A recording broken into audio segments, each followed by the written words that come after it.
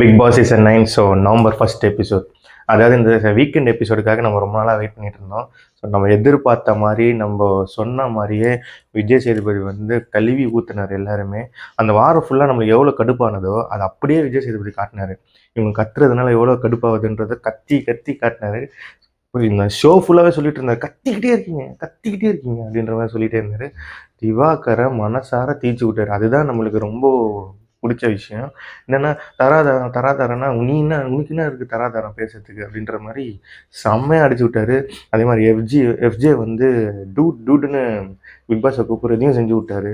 அதே மாதிரி ரம்யாவை இறங்கி அடித்தார். என்ன என்ன ரம்யா, வெளியே என்ன பேர், நீங்கள் ரவுடியா, பாம்பே பாஷா மாதிரிலாம் பேசுனீங்களே, என்னாச்சு, நீ யார் அப்படின்னா அப்படியே இருக்க வேண்டியது, எதுக்குள்ளே வந்தீங்க அப்படின்னு சொல்லி ரம்யா அழுவு விட்டாருன்ற மாதிரியே சொல்லலாம்.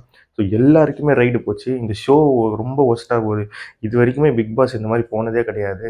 இவ்வளோ ஒஸ்ட்டாக போகுது, இவ்வளோ நெகட்டிவ் கமெண்ட்ஸுன்றது விஜய் சேதுபதி பேசினதுலே தெரிஞ்சுது. அந்த இம்பேக்டை உள்ளே திணிச்சாரு.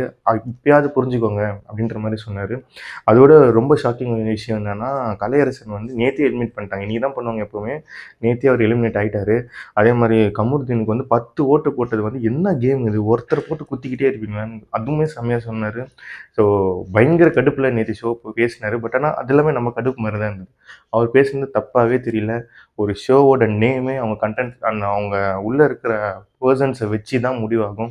இப்போ தெரிஞ்சிருக்கும் பிக் பாஸ்க்கு ஒரு ஸ்டாண்டர்டான பர்சன் வந்து எந்த அளவுக்கு ஒரு ஷோவை வந்து ஸ்டாண்டர்டாக கொண்டு போவாங்கன்றதை இந்நேரம் அனலைஸ் பண்ணியிருப்பாங்க பிக் பாஸ். அடுத்தடுத்த சீசன் எப்படி இருக்குன்றதை பார்ப்போம்.